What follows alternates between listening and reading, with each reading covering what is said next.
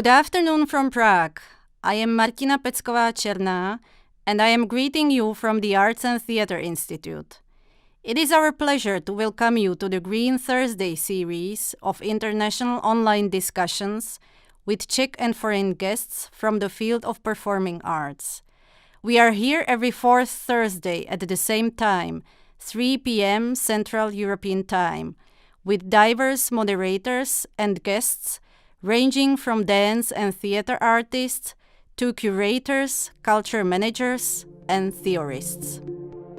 The overall topic, "The show must go on, offline," was chosen so that we can address the common theme of sustainability and the performing arts from many perspectives.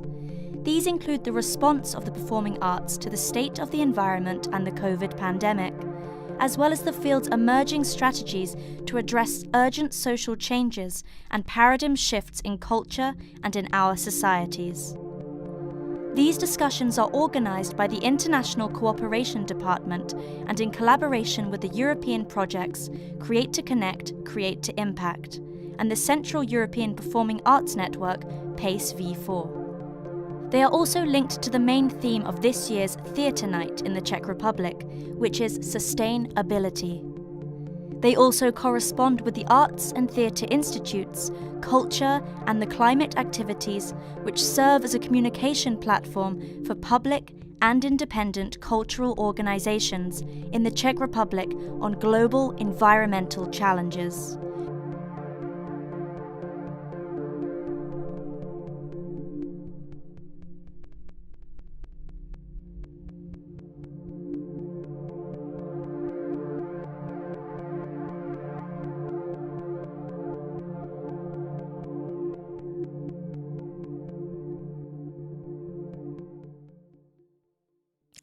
Hi, this is Jiří Šimek, moderator of upcoming discussion. Unfortunately, we had some technical complications during our Zoom discussion, so we had lost the beginning where our guests introduced themselves. So I decided to write down a small introduction by myself, and here are short bios of our wonderful and inspirational guests. I hope that you'll enjoy it. Savas Patsalidis is theatre professor at Aristotle University and also at the Drama School of National Theatre of Northern Greece. His areas of teaching, research and publishing include experimental theatre, ethnic theatre, ancient Greek drama and its revivals, theatre criticism, theatre festivals, theatre theory and theatre adaptations. He is the author of 14 books on theatre and performance criticism and theory, and co-editor of another 13 more. His two-volume study, Theatre, Society, Nation, from 2010, was awarded first prize for Best Theatre Study of the Year. In addition to his academic activities, he writes theatre reviews for various e-journals. He is currently the president of the Hellenic Association of Theatre and Performing Arts Critics, and he is also member of the curators team of Forest Festival, organized by the National Theatre of Northern Greece, and the editor-in-chief of Critical Stages of the International Association of Theatre Critics. Nela H. Kornetová is an independent performer and performance maker. After graduation at Janáček Academy of Music and Performing Arts, Czech Republic 2010, and Norwegian Theatre Academy, Norway 2013, she was DanceWeb 2014 scholarship holder in Impulsdance, Vienna. She is the artistic leader of TIDS Performance Group based in Czechia and Norway. TIDS create audiovisual physical performances that focus on themes and emotions that the audience can relate to directly. They explore the possibilities of hybrid theatre forms between play and choreography, sound, image and body. In 2020, Kornetová was nominated for Thalia Award in Alternative Theatre category. The Divadelní noviny Awards 2020 nominated Kornetová and TIDS in categories Dance and Physical Theatre for the production of the year for Humor, Carcinogenic Romance, and in Alternative Theatre for the performance Batman, which she eventually received. Martinas Petrikas is an associate professor at the Faculty of Communication at Vilnius University. His research interests include Lithuanian and Central European theatre, with a special emphasis on its historical, political and social implications, as well as the international dimension of its development. Martinez has published articles and made numerous presentations at conferences on the reverberations of historical experience in contemporary theatre, as well as on 20th century relations between Lithuanian and Polish theatre. His key publication is a contribution to the collective monography, Post-Soviet Lithuanian Theatre, History, Identity, Memory, and that was published in 2014. Those are our wonderful guests. And now I'm going to paraphrase my first question that we have lost in original footage. So, online environment is built up in a way that it is as frictionless as possible. Everything has to be clean, smooth, simply frictionless in order to capture our attention and point it to intended idea or place. Everything is few clicks away. You can do everything you need from your toilet, for example. In contrast, theater is everything but not frictionless. You have to plan your visit, you have to tolerate other people, you have to pay for it, you are risking that you won't like it and you can't turn it off, and so on and on. So, why to go to theater in 21st century if you have that smooth, beautifully designed online alternative? Can we view this friction nature as advantage? If so, why? What this overcoming of friction brings to us? Anyway, so Nella, what is it for you, or how do you view this? Why is it advantage, or it is disadvantage, and so on? I think at least I can talk always mainly for myself, both as an artist and as an audience. I think it is an advantage for me as a person because there is more things that actually occupy my attention and the choice of what I can look and think and feel is actually at the same time broader, but also at the same time like more compressed by the shared experience. Like broader in a sense that I am basically, if I come to the theater or venue and I start to watch a piece, I can decide what I focus on. So I am somehow the editor or the director of my attention myself. Am I like thinking about how I sit in the seat? I can choose what to look at. I can choose to look at what the creators possibly wanted me to look at, but I can also start to look at the light rig or on the watch of the other person next to me. So in that sense, it's broader, but at the same time, by all the senses, I think I'm more like the experience, at least for me, is kind of heightened. And I think like I focus actually better towards this, and I think it also like it gives me different space. For example, for the questions that like I really didn't hear Martinez. I almost didn't hear, so I'm sorry. I heard.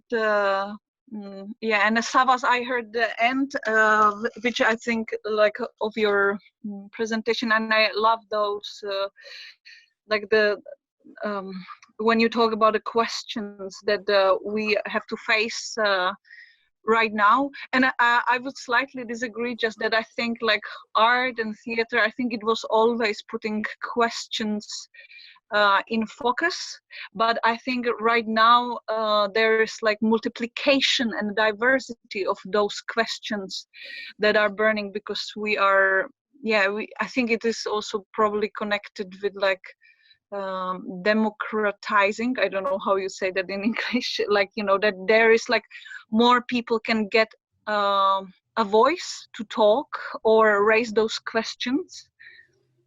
And I actually really love about the art that they can the questions can be posed but not really answered, because then we are at least giving a space for our audience, and not necessarily only in performance or theater or dance, but in art in general, like that they need to pose this question for themselves and hopefully try to search together with creators for the answers.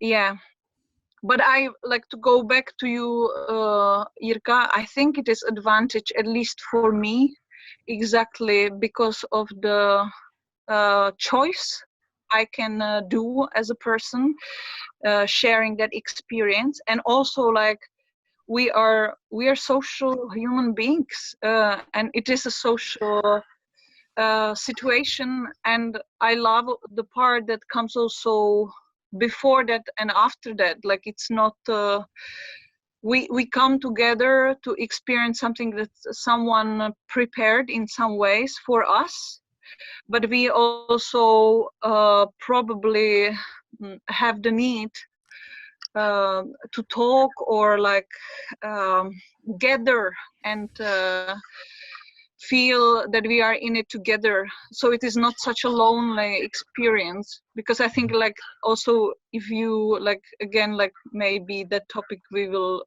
touch later upon, like to stay only home locked down with a computer looking at also like very good art, I think it still brings a sensation of loneliness and being in it alone, even though you share it, again, like we have sharing buttons, but I don't think the sharing buttons and online sharing is the same as the physical one in the space. Mm-hmm. So before we move on, and I can imagine that you want to react, I just want to give in my personal story, because like I don't know if you know, but when I was young, I went to the psychologist and they told me that I'm hyperactive. So the idea is that I have problem to be focused, on one thing for a long period of time. And you said that in theater you are able to be more focused, or maybe for longer periods of time. And it's totally the same with me. Actually, it's probably in theater where I, for the first time, was focused maybe for 2 hours in a row without any problems.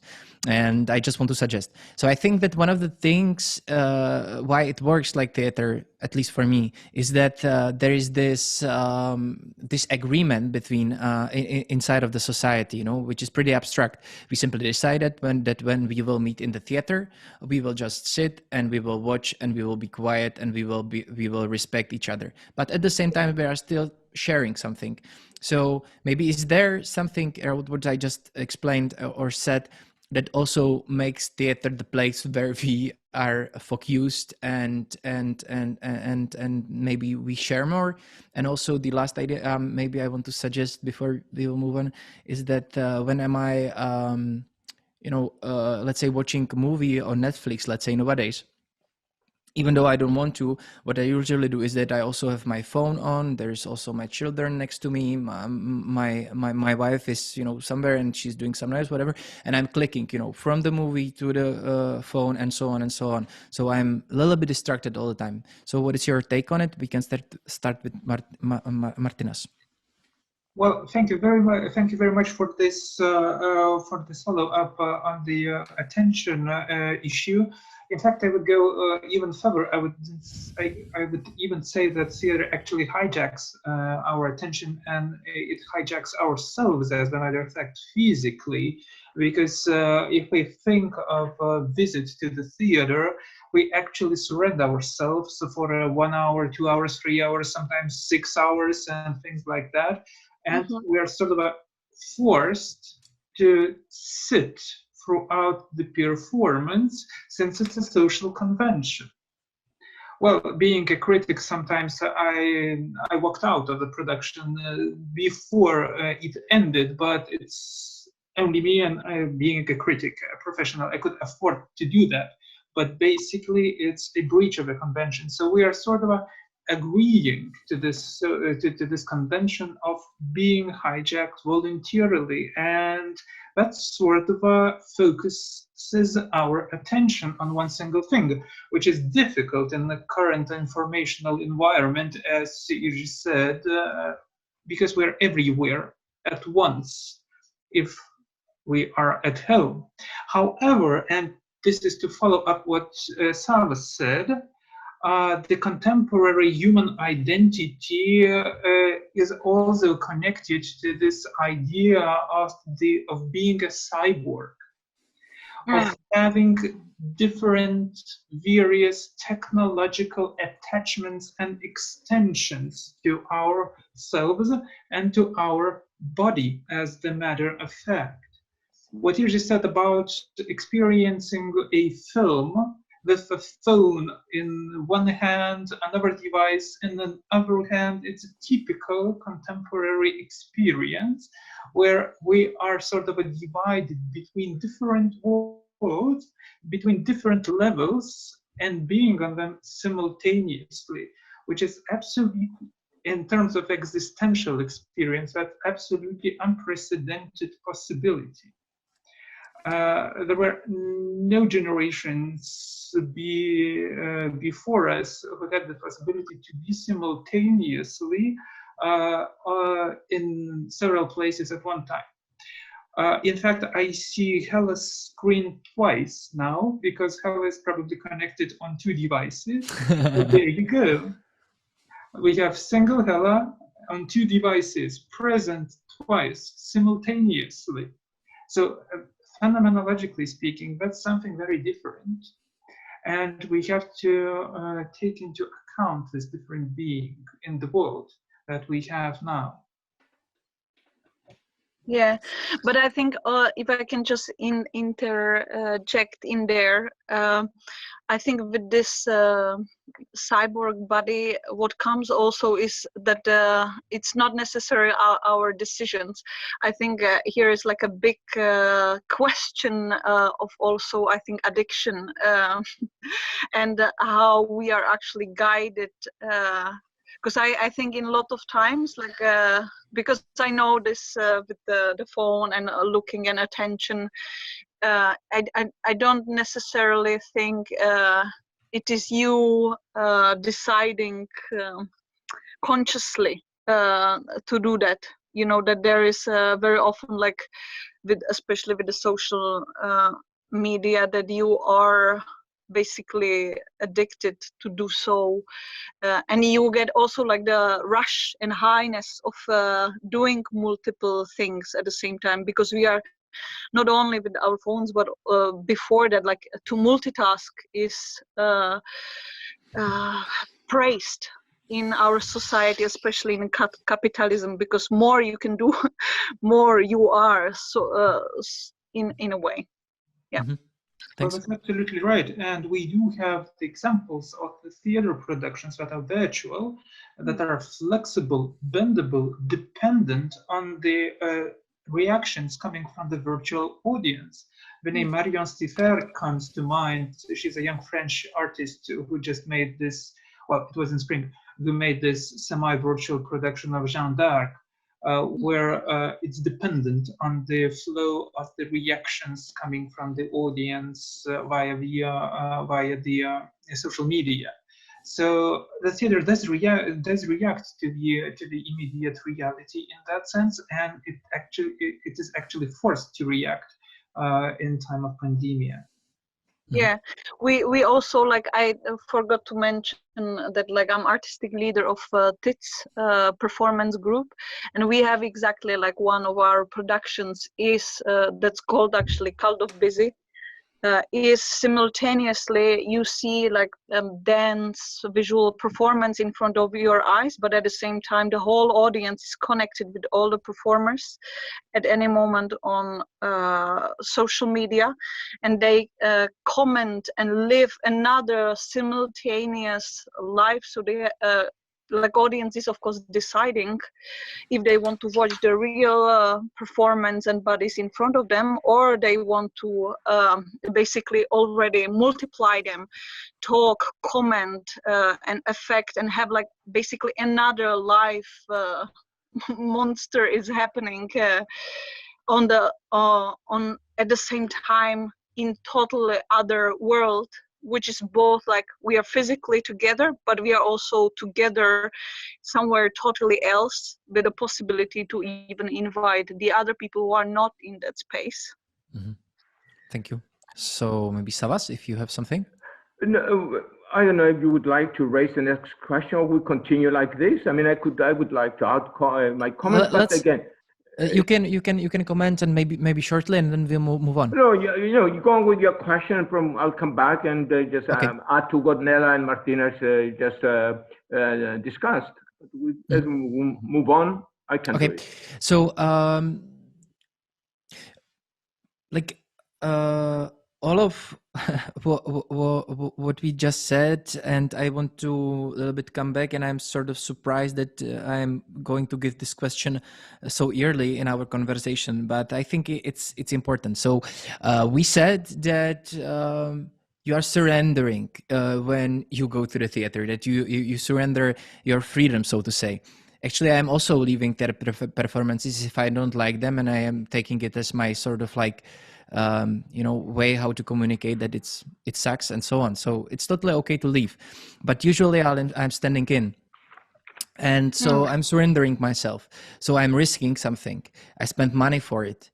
I'm here with the other people. Maybe I can be scared what they think about me and so on. But when I'm on the screen of my phone, I can be naked and I can pretend that I'm having like serious discussion about something in my chat, and that's pretty safe, because if I don't like the discussion that is on chat, I can just leave.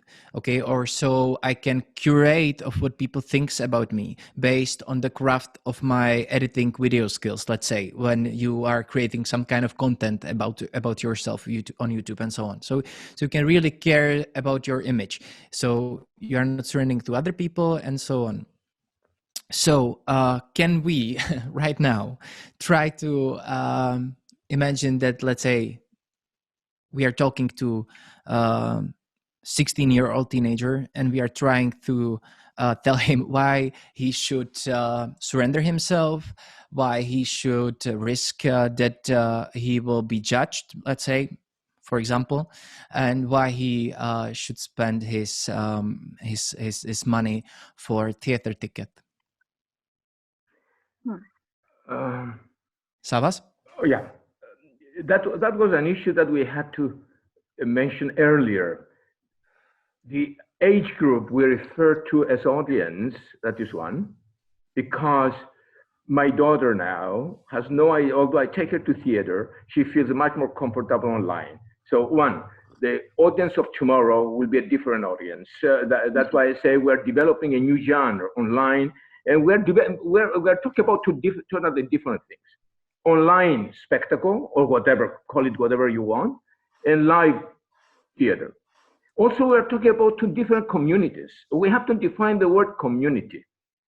I mean, if you go to a live, Martinez mentioned earlier, and you mentioned earlier how we go, we buy our ticket, we share, we breathe the same air with our person who sits next to us, and we try to live within a group, a community.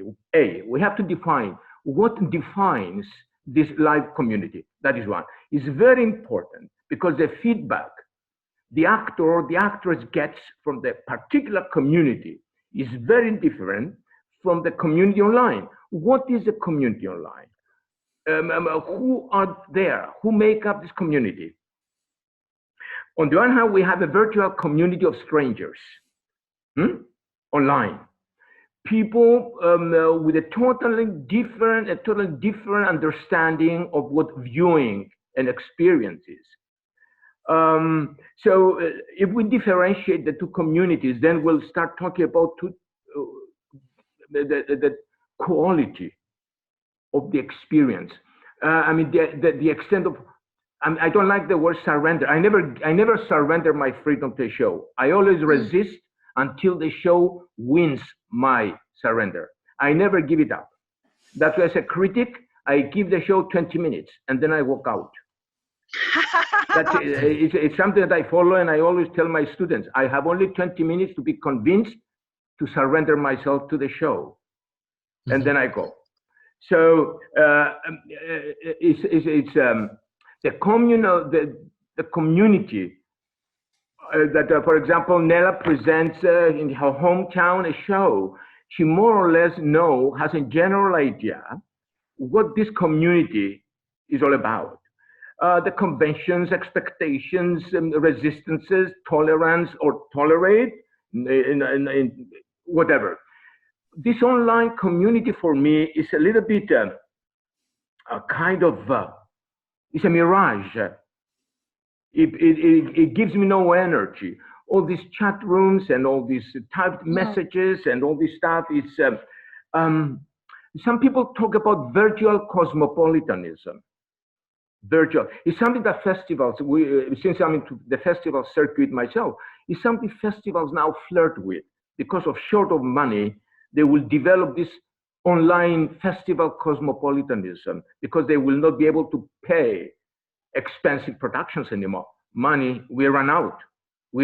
So we will use the internet now to create this virtual cosmopolitanism, that is this virtual community of strangers who come and go without, and no one knows their expectations.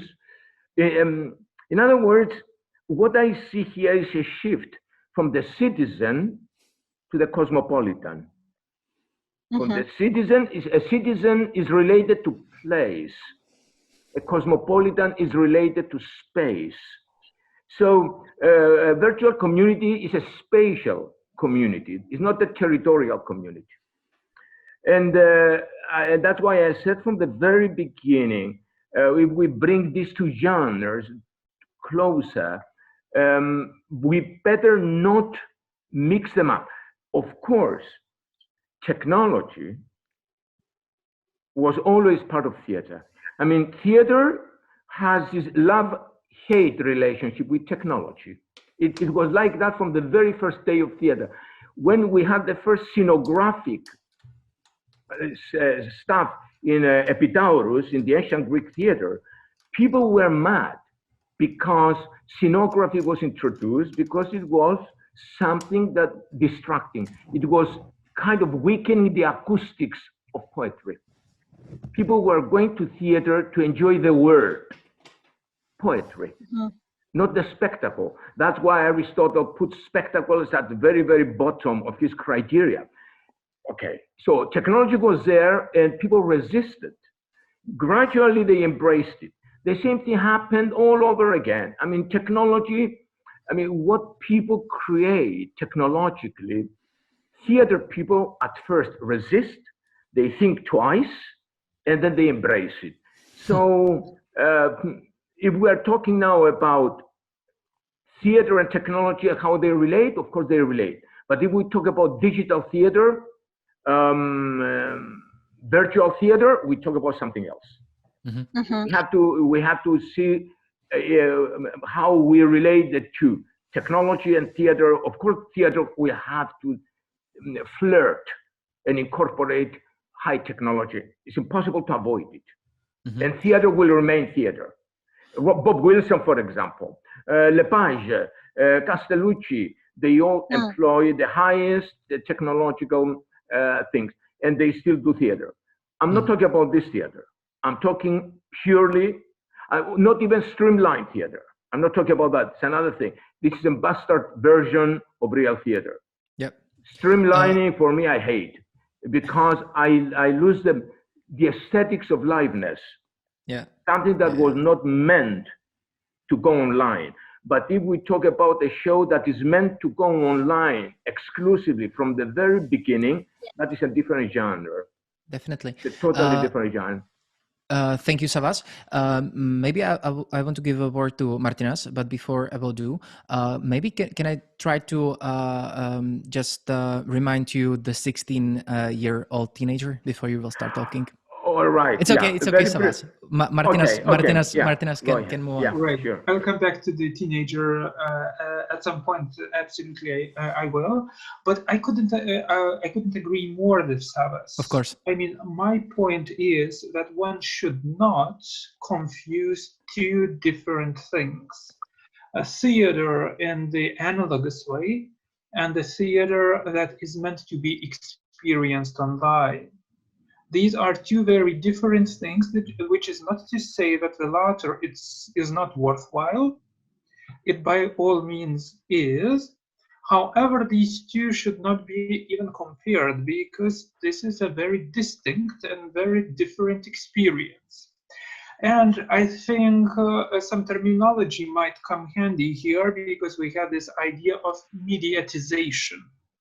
We have the indirect mediatization, which actually mean in theatrical context, that would actually mean that the performance is being filmed, recorded, put out to the internet, and that's it. We can experience it that way. But the direct mediatization means something different. That means that the performance or the spectacle or the experience is created purely for the virtual kind of experience, using internet as a creative tool, using the interactivity as a special aesthetic, and that creates the essence of this mediated performance. Usually these mediated performances, they don't even have this physical shape. It exists online, and I have these examples about the productions that are unique and unrepeatable because the core feature of them is the interactivity and the reactions coming from the virtual audience. So that's something completely different and incomparable with the live theatrical experience that we have in conventional theaters or in the conventional sense. Coming to the teenager issue, I guess the teenager has to be explained that what theater does evolve. We do have the classical forms of the theater that are important. Let's say, well, the first thing is the tradition, of course, the convention, the huge cultural tradition. However, as Savas mentioned very, very pointedly, theater has always embraced the development of the technology, and it just came to my mind this well, by the end of the 19th century, theater was actually used to promote the idea of electricity. People were somewhat afraid to use electric power at their homes. They were thinking that it will kill them. So the theater was used to promote this idea. The theater buildings in the capitals of Europe were illuminated nicely to show that it's good, it's useful, it could be used for safely. So maybe the theater can do the same with the virtual reality, and it actually does. These couple of months, more than a half a year actually, shows that theater makers are embracing new ways and new channels of communication with their audiences so eagerly. That's important. And my personal experience of the theatrical experience of the pandemia was like of that of the kid in the candy shop. I mean, there was so many theater available over the internet. I mean, I could jump one evening from Metropolitan Opera to Schaubühne in Berlin and see the things going on there. I mean, it was incredible for the theater person just like me. Yeah. Yeah. Nella, maybe. Yeah, there is a lot to comment on, but I think I will go for the teenager. Okay. Because it's interesting question. But I think like I would go strategically on it. I think I would suggest to the teenager that this is actually super special VIP situation they have opportunity to experience because this they will never feel or see online. This is not possible to see. Like, so there is like we are offering special experience that you can have and come to. I would also say that probably it would be clever to bring those people even earlier than 16, so they get to feel it and used to.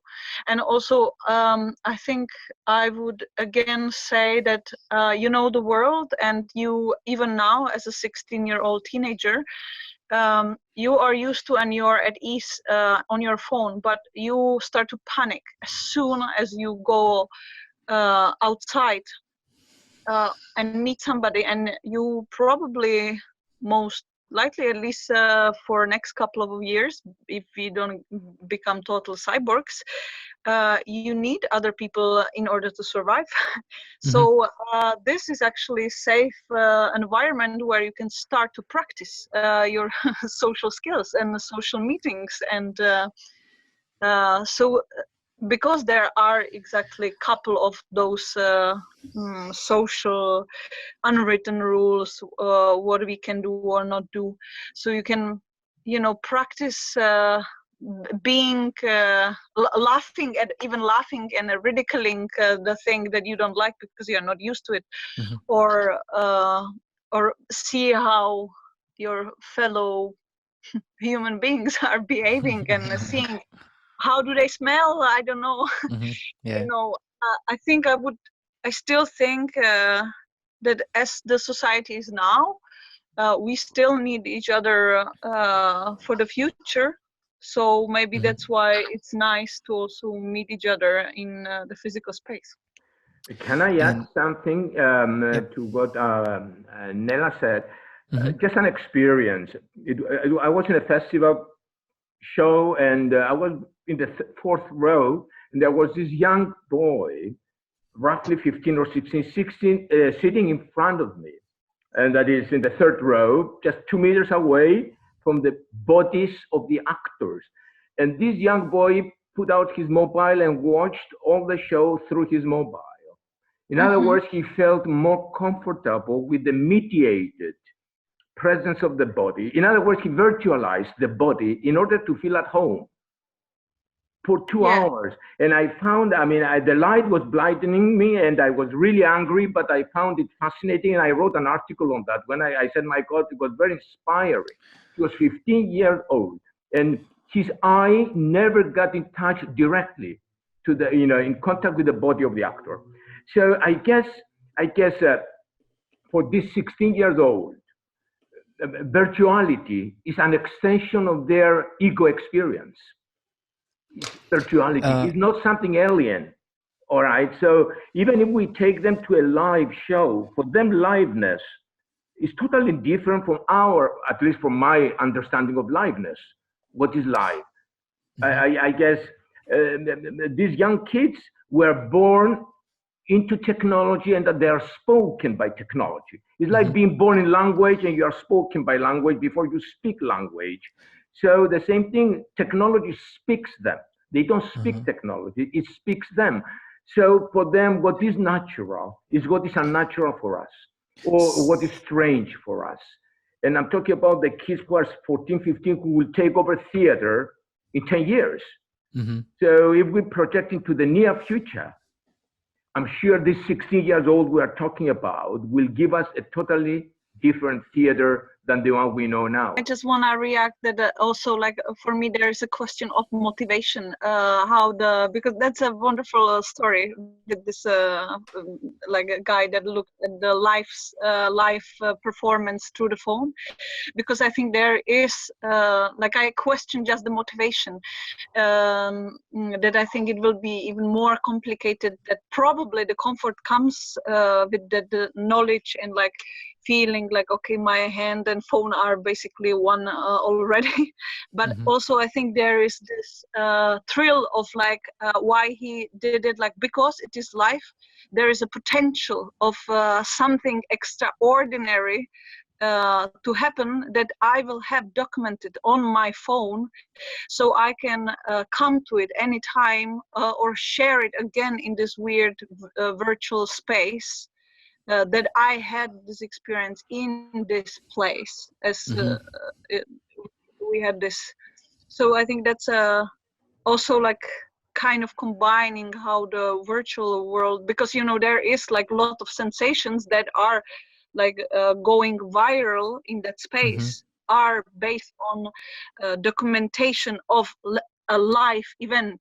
You could then maybe flirt with the idea live performance that goes somehow weird.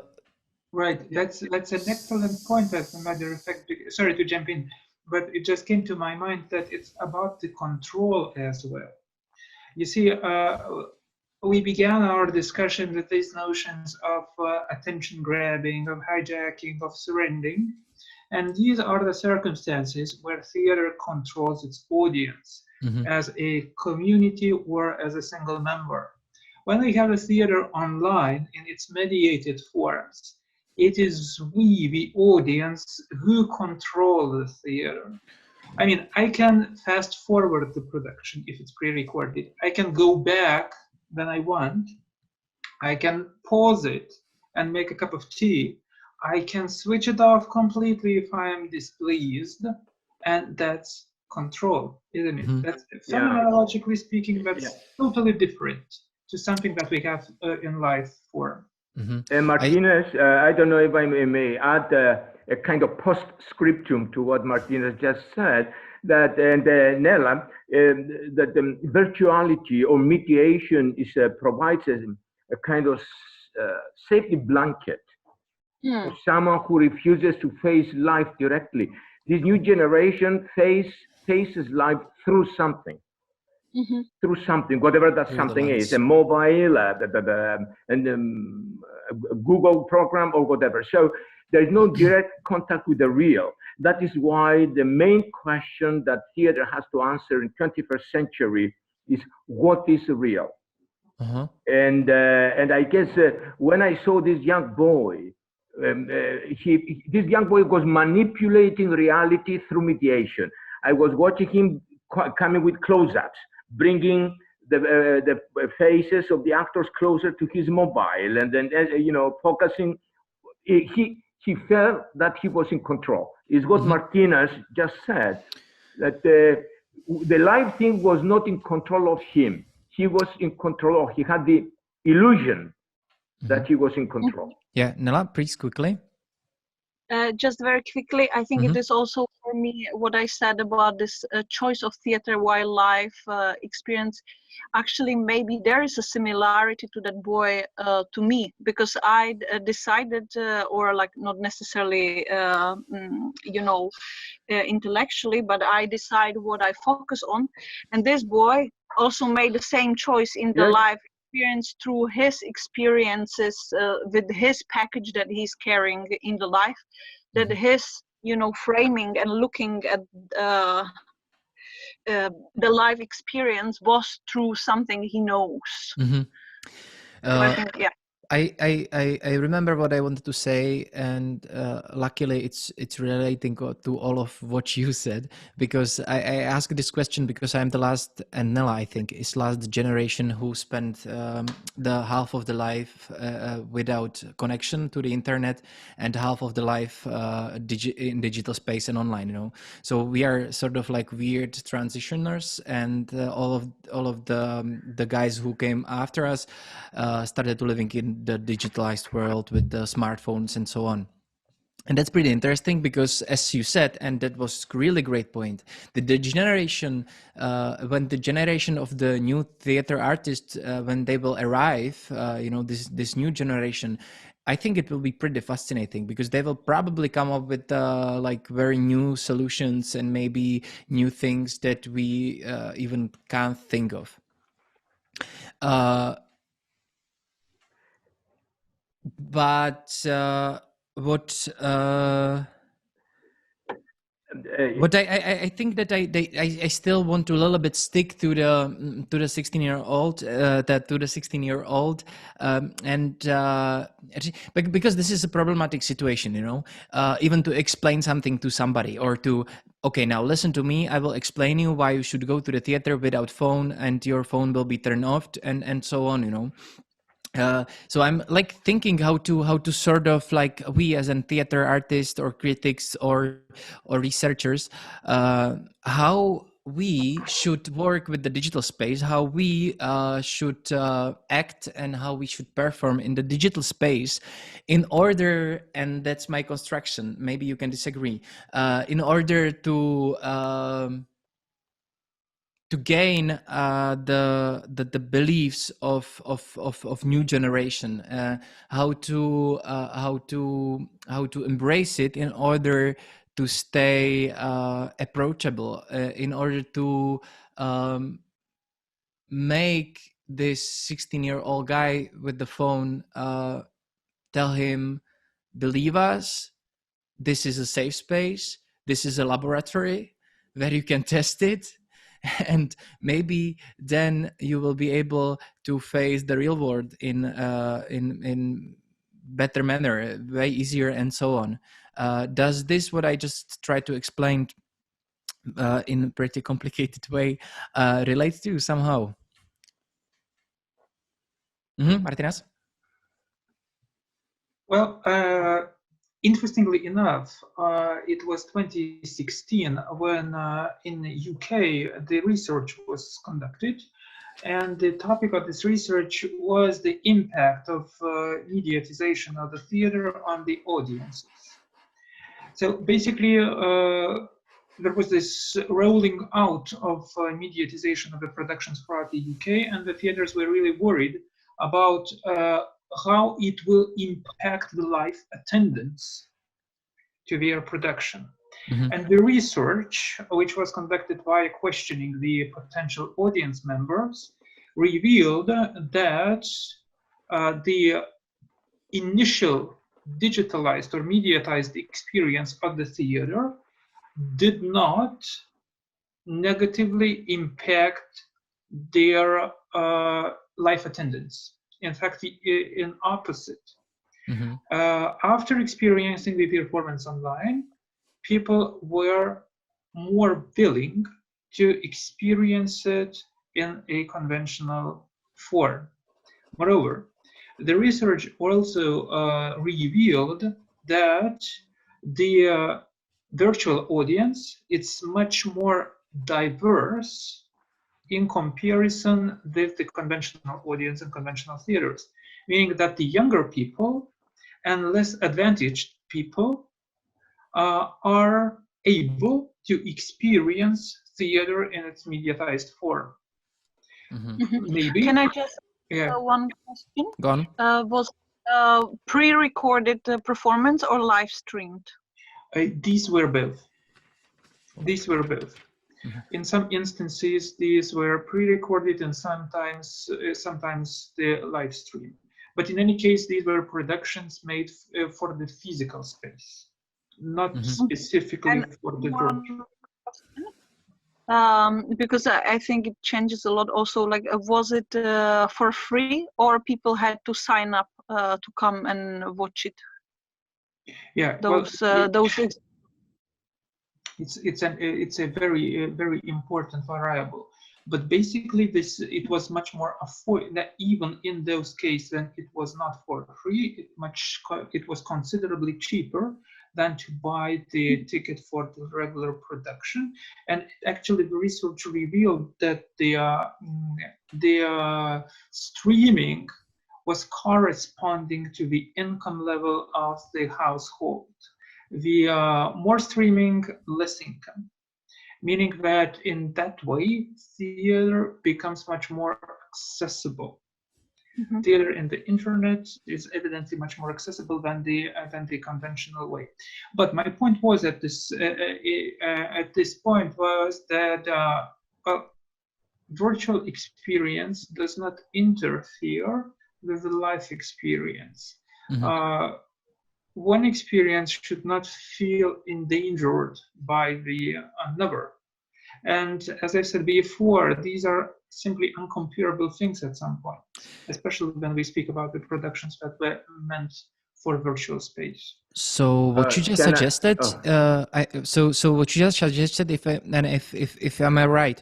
What you are saying is that maybe the digital space can be more than anything else sort of extension of the theater, or am I understand right? And well, it can make theater much more accessible, and it can increase the reaching out of the theater and theater making. Okay. Both in terms of the institutional theater and independent companies. Savas? Yeah, I would like to add something. I don't know if you have from your home countries any data concerning the people, the age groups that watched all these thousands of streamlined shows, theater shows. I'll talk about my own home country here in Greece. Those who watched streamlined shows were people, regular theater goers. In other words, theater gained nothing. It didn't gain any new audiences, young audiences from these streamlined shows. And this is interesting that young people never turned to an online theater production. They had their own really purely virtual spectacles to watch. At least that was the result of the research done here at home to find out who was really watching. And unfortunately, young people, I mean, 15, 16, 17-year-old, rarely watched productions by, major theater international groups. Thank you, Nula. I just want to connect to this because I think it also connects to what Savas, I think, mentioned before that I actually also share. I also very much am close to hating like pre-recorded theaters or live streamed theaters without thinking about the form or framing of they are doing, like they need to be done for that. And I think at this stage, it for me makes sense, this research very much, because it is like I can barely stand it, and I love theater, and I very often also love those creators who are doing it, but I get like if Savas gives a live performance is 20 minutes, my online attention is definitely much less. Yes. And if the first 2-3 minutes the camera is of like a live streamed performance is shaking and there is happening nothing, I am discouraged. Unless I have a personal connection or personal agenda, which the new audience will not have. So it for sure cannot like attract when these forms are fighting with a high value production of Netflix, HBO, where it is done for the matter. And I'm thinking like we are also in the transition period. I think we are getting there, and like also those live streams and pre-recorded shows are getting better with like the experiences that they get, or like I seen a pretty amazing live show on Zoom, but that was done purely for the Zoom with all the Zoom qualities. It was actually probably Savas knows about them. I think they've been Greek artists, and I forgot unfortunately their name now. But but that was exactly. I talking about Antigone. Yeah. By Yes. Eli Papakonstantinou. Yeah, I saw that too. Yeah. I was one of the. Yeah, I was on the audience. But that's totally different because they really squeezed what they could from the form of that, what they've done, and it was done for that. That's why it worked. Exactly. And I think that you brought up maybe another topic that I want to talk about, which is sort of like the theatrical thinking, or how theater artist thinks, or how the thinking of theater artist is formed by the way of working, rehearsing, and so on. And I think I totally agree with you, because like I have my personal experience, because I was invited with my performance to Berlin for a festival, and it was cancelled obviously, but they decided to continue with it, and they asked me if I want to do the stream for them from Prague. I said yes, and the fun fact about it that it was two times more expensive than and if I would go to the Berlin, which was pretty absurd because they paid for the Prague venue. I told them that if I'm going to do it, I need the whole crew, I need the cameraman, I need all of the equipment and so on. This is pretty funny. So streaming, at least what I consider good streaming costs money. It's not cheaper. It's way more expensive, And also the fun fact in Czech Republic that most of the streams of theater that are done in Czech Republic, there are small not all the time, but many times it's because of the grants, because you have to finish what you applied for the grant, and in order not to give the money back to the institution, you have to do something. So many of the streams were more or less done for the money, which is crazy, but it's like that anyway. So I did this stream for Berlin, and what I decided to do, and I had the opportunity to do it because it is a long monologue and dancing, so it was possible to play the whole thing for camera, and I was all the time in contact with the camera, and then everything was done in this way.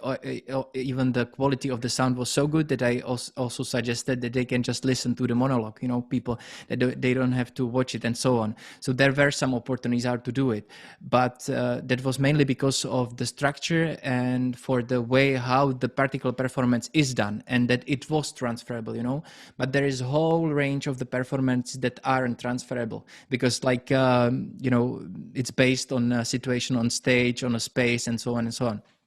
But anyway, so as you said, there are some theater artists who decided to work in the Zoom in this new environment, but they also bring in maybe the way how they think to this new medium from the theater, what they gained from the theater, from how they creating their pieces and so on. So and you can be really personal right now. It doesn't have to be anything like so how do you or what is the value, or what is the added value of theater artists or theater creators? I can suggest something like as me personally, I am working with a rhythm, I'm working with my body, I'm working with my voice and so on, and in order to do that, I have to be sort of professional for it, so I have to research it and so on. Maybe that could be the ground where we can start. So what do you think is the value? Yeah, I'm not sure if I understand your question. To be honest. it's not question. It's more than anything else, like or what is the value in, okay, so I will frame it as a question. So in 21st century, what is the value in theatrical thinking, or what we can sort of like, if we can extract some kind of principles out of the creative processes in theater and so on, and maybe just to transfer them to new medias and so on. So what is the value, or what you value on it, or what you learned personally? Yeah, I guess a theater is trying to reposition itself, just like society. I mean, so theater reflects the social body. It's no different. It has always been like that. It's a mirror. It mirrors what's going on around it. So I guess theater is in a period, it tries to redefine its aesthetics, also its new acting methods. It tries to rediscover the bodies on stage, to redefine the bodies, to redefine gender, to redefine writing, to redefine human relationships. That's why I said that theater now tries to rediscover itself along the lines of a new world. That is one thing. Also, talking about, I'll go back to the 16 and 17-year-old kids. These kids have a totally different sense of time and space in relation to their parents. Time and space that define theater do not apply to the logic of these young people who understand of space and time purely virtually. And what I see now, taking into consideration the economic situation that will be very, very tough on this generation for the next 10 years after the pandemic, it will be very, very difficult. These young people will look for cheaper ways to make art, look for space. And the internet offers them space for free or with minimum of money. They won't have to go out to Prague or to Oslo or whatever and pay tons of money to rent space, do their own art. So there will be, and that I find it very dangerous, there will be an uprooting of theater art. I always believe that art flourishes from bottom going up, not the other way around. I do not believe in rootlessness art. I don't think that, or what, this traveling art, many times I have questions with this traveling art that has no point of reference. You need the point of reference in order to grow. If you go online, and this new generation will go online to save money, to find an audience, and since for them, their relation with technology is very friendly, they will create a new spectacular world, a totally different world than the one we are talking about. As for the other theater, the more traditional analog theater, I'm sure that there, I think, what we will experience is the reinforcement, the empowerment of theater trusts. Only big companies will survive, and what I'm afraid is that we'll see independent theater artists disappearing from view due to lack of money. Governments are not, at least European governments that I know, are not willing to generously support independent artists. And these people who maintain and renew theater will gradually either be absorbed by national theaters, by big corporations, and that, I guess, is my main fear concerning the day after in relation to conventional theater. It will become more conformist, etc., which we already see that happening. Nela, go on. I just want to react on this with a hope that Savas won't be like as right now. Savas is right, but I hope it won't be. I hope so too. I hope so too, Nela. I hope so too. We have fights to do, and for example, because those are systematic problems that we will need to face even more probably in the future. But for example, just to give a positive feedback, for example, Norway is very generous towards younger generations of artists coming. Also knowing from my experience, like I just graduated, and a year after that I got support to create multimedia performance, even though no one fucking knew who I am. Mm-hmm. I had no connections to any big names and artists. It was based on the idea that they found worth supporting. And of course, it is like Norway also is not like a pink, living on a pink cloud, and not everything is working, of course. But there are systems, and I hope, which come, of course, like again, problematic with the oil money. That's why Norway can have this system. But I hope that those systems will be also broken. For example, this also in Czech Republic, with artists doing the live streams, because they are obliged to finish their shows within the fiscal year. It's ridiculous. Again, like Norway here is not so rigid. Therefore, it gives artists freedom to decide what to do. But I like to also talk about values. That's just comment towards Savas, that there are a couple of places where it can work, and I hope we can learn in Europe and possibly world how to go further. Mm-hmm. And But before, do you want to say something more? I have just like about the values, but that's maybe if somebody wants to react on this, then Because before we will move on, I just want to say something, because I want to because what you said, that there is the problem with supporting of art, and how to give support to independent groups and small arts, so that we can go from the bottom up, not backwards, and so on. I think that's pretty important, what I just said, because like that's sort of our that's what we have to do as a theater creators. We have to maybe, and that's why I'm asking those questions. We have to sort of explain why we are valuable, in order to create the political will to have more funding, or more clever funding. That's also important, not just more, but clever funding, because that's very important. So that's maybe what I'm trying to talking about, so what is the value of ours, or what we can add to this 21st century situation?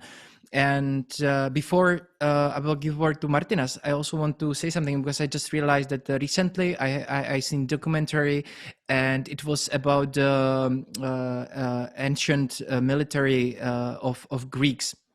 And there was one artist who felt he wanted to see, what is happening during the war. So he went with the army, and he seen how they are communicating for the far distances, and the system how they done it. The armies, was very complicated and unreliable. And since he didn't have the army context and so on, he was just artist, and he was just there, and he was just observing. So he, within 2 days, he created new way how to communicate for far distances. It was way better, and it was mostly because of the other context, So I'm here also suggesting. So again, and maybe I want to come back a little bit, what we can add to the mankind, to the society, how we can again, establish the reason for societies to have art that is happening in the physical space, not in the virtual space.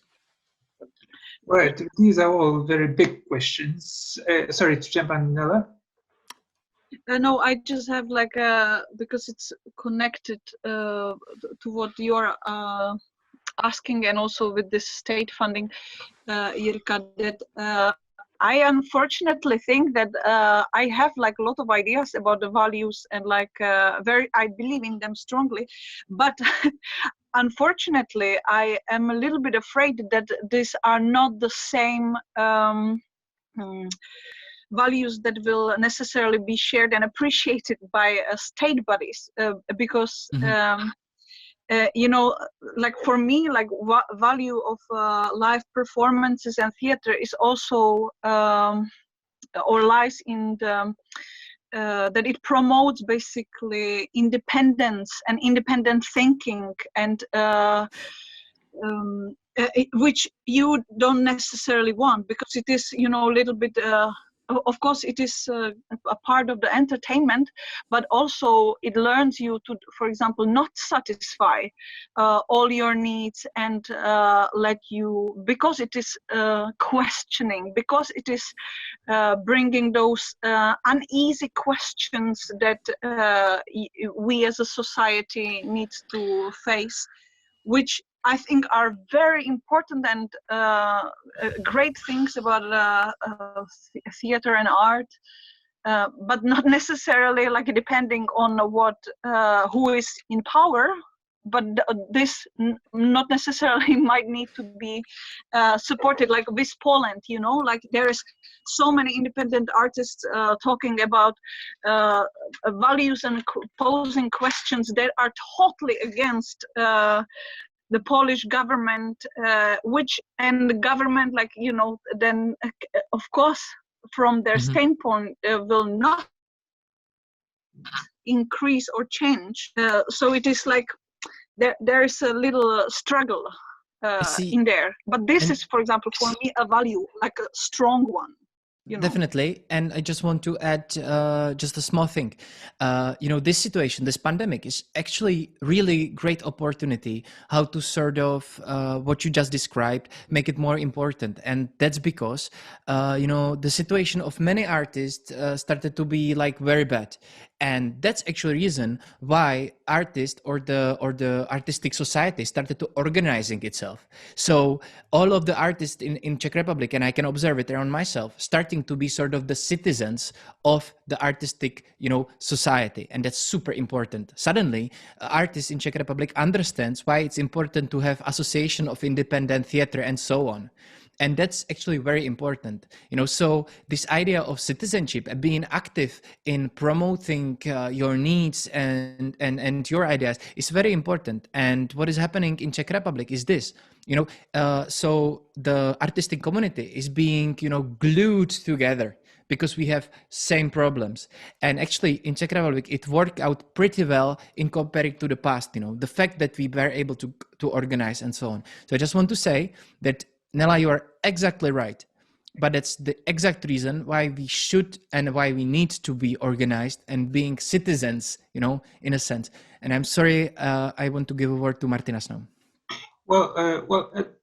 My suggestion would be just a follow up to what was just said, because it all boils down, if we speak about the added value or the basic value for that matter, is the social responsibility that the theater art has towards itself and towards the society that feeds it.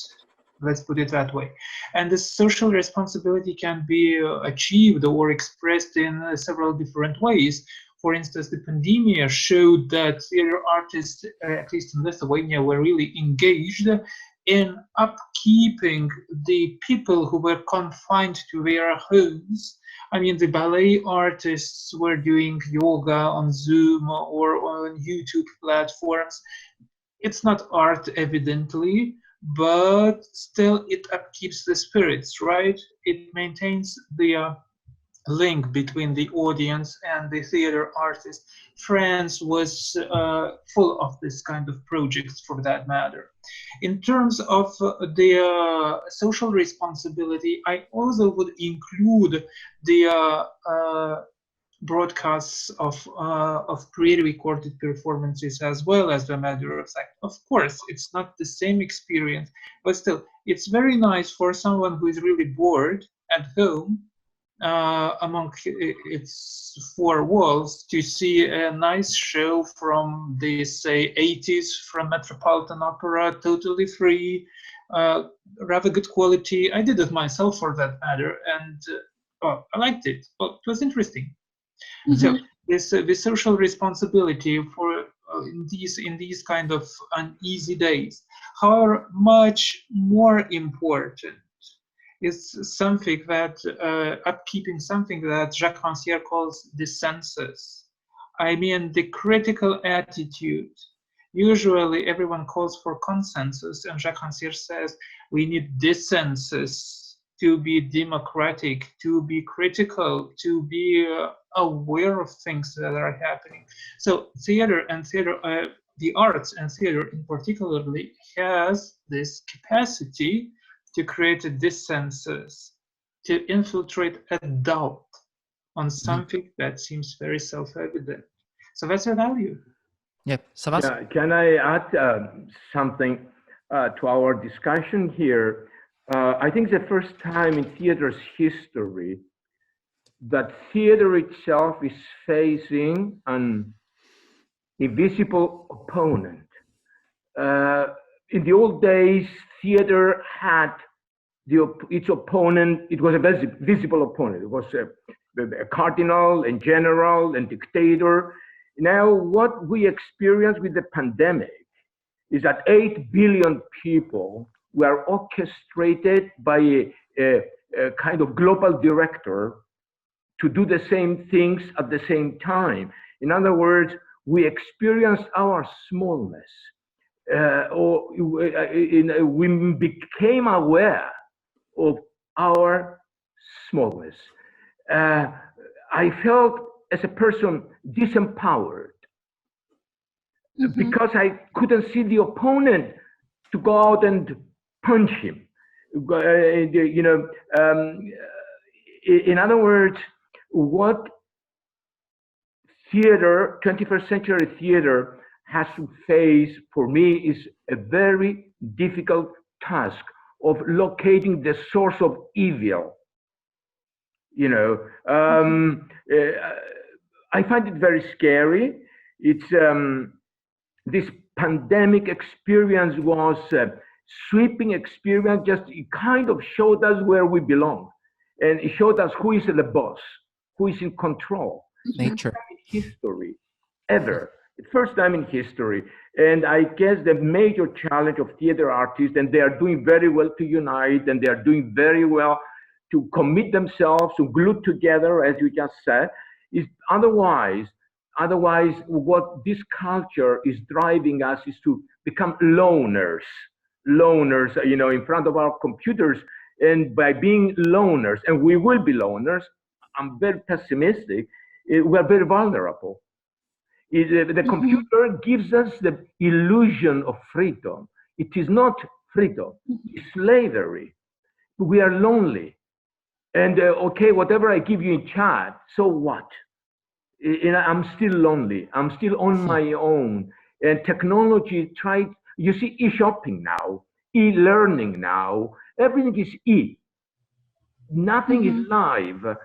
So if you do everything electronically, the communal spirit, the togetherness, get-togetherness, camaraderie, help each other, everything will disappear, evaporate. Because if you don't grow up with these ideals, no one will teach you how to experience them, practice them. And that's why, and since theater is a communal art, it's a teamwork. Even if a solo performer still needs the audience to become, a team. So I'm afraid that's why I kept saying from the very beginning that going through this transition period, theater has to redefine and reposition itself vis-a-vis a world that is far more complicated, far more dangerous, and far more powerful than any world in the past. That's my, it sounds a little bit pessimistic, but I guess I'm still lucky. We did lock down my psychology. So, I'm very angry. I'm very angry because I'm deprived. And I see how easily my freedom is taken away from me. And I don't know whom to blame. Shall I go and punch the prime minister? So what? Yeah. Thank you, Sebas.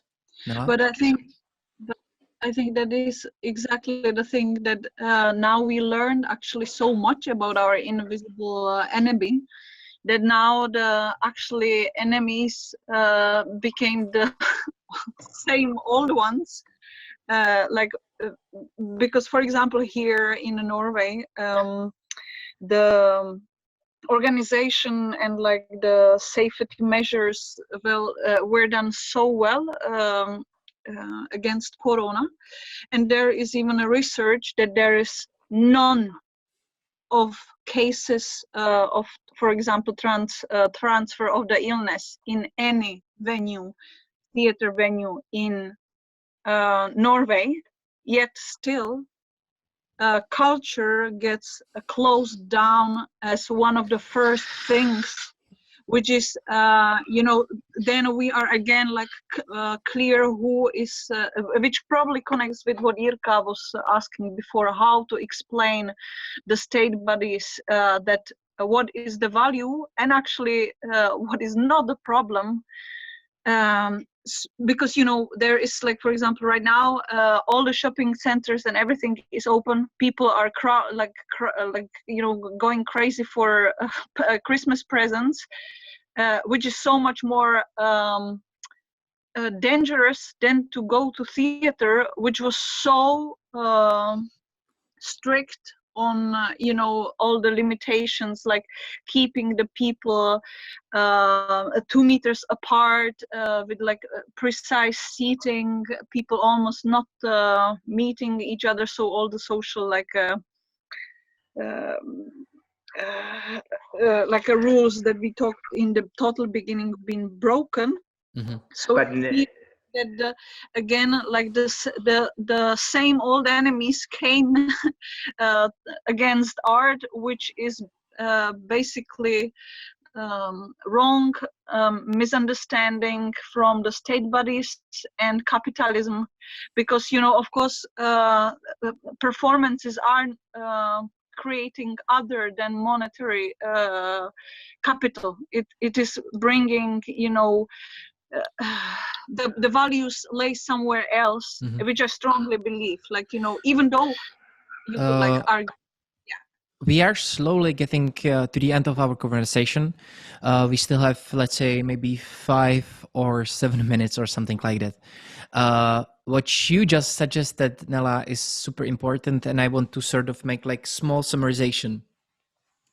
So I feel that there is many reasons why theater is important 21st century. I don't know if we said all of them. We certainly raised more questions than had some some huge amount of answers. But I want just to say, and I like that you started talking about the monetization. Because I really think that theater is not a good article for capitalism. I think that theater, more than anything else, is research and development, division of society. And I think that's one of the reasons, and we said why so, because it's important to maintain togetherness, to being able to be together, to maybe have a platform where we can discuss our things face to face as a citizens. And I think citizenship is one of the pretty important things in this sense, because when you are a citizen, you have to be active, but when you are in front of your screen, you are more than anything else passive, because you are sort of like just using your fingers and maybe just your brain, not the whole possibilities of your body. So I think that's maybe a good place to end it. We probably don't have no questions from our attendees, but maybe now you can raise them and you can put them to the chat, and maybe we can quickly answer them. But before we will end it up, I maybe want to go. I want to give a word to Savas. Maybe just quickly, if you have anything what you want to add, if you maybe want to share more of your angriness, you can. No, just what to what Nella said very quickly. When I mentioned the pandemic, I also had in mind the mechanism that closed down the world. Not the pandemic itself. The pandemic itself is what it is, but this invisible mechanism that gave this order: stay at home. Yeah. And this is the invisible. That's a power. The Big Brother. This Big Brotherism that demonstrated its power. We're using the virus this time. Next time it might be something else. But this is what it terrifies me. This Big Brotherism that is in a position to control my life. Anyway, full stop. I'm not gonna. I just agree. I just thought that it became like later on for me, because in the beginning I totally agree, but later on I just realized, and also how I see that the society is, that we are again like pointing those fingers, some kind of a clear, more visible direction. Yeah. Yet I don't think that the Big Brother is going away. Yeah. Unfortunately. Certainly won't go away, but on the positive side, it also encourages to experience new possibilities, new forms. And virtual theater, for lack of a better word at the moment, could be the escape route that once again would allow arts and the theater circumvent the barriers and barricades the reality erects. So maybe it's not only a limitation, maybe it's a possibility in there as well. True. Very and true. Probably it won't like also erase the old analog one, because I still think like one of the values that maybe Savas also mentioned in the beginning is like the presence and the questions, what is real. And I still think that there hopefully, I hope, will stay people who think that the real thing and the question of what is real is not gonna happen necessarily virtually. I think it will be like extension, and we will probably in the future have both. But I strongly believe that it will not erase the old analog one. Mm-hmm. Yes. We are survivalists. We will survive. Absolutely. Yeah, it seems like we are really some kind of, I mean, theater is some kind of stone that you cannot move. Anyway, maybe just last thing, small comment, and then we are done. I think that, you know, also the emancipation of artists as a work, as a meaningful part of the society is very important. And actually, it is just happening, you know, in Czech Republic, because, you know, when they were trying to give the support money to individuals in artistic fields, they realized that, you know, the apparatus actually don't really know what artist means. So it was really hard to like decide this guy is the artist and we should support him. So what is happening right now? They are trying to you know, develop this idea for nation to understand, for the apparatus to understand what artist is actually. So I think this is important, you know. So I think it's important to organize, to sort of, you know, talk and share why theater artist or theater making in 21st century is meaningful. And that was my idea, what I wanted to talk about. And I want to really thank you, because except Nella and me, we are strangers. And I want to thank you that we were able to manage this discussion in a very interesting and inspirational way. So I want to thank you, Savas, and Thank you for Martinas, inviting me. and Nella. Thank you. And nice meeting you both, all of you. And I hope we meet again virtually or in real life, whatever. I hope so. Happy New Year. Happy holidays. You too. And all Yes. Happy holidays. Thank you. And also thank you for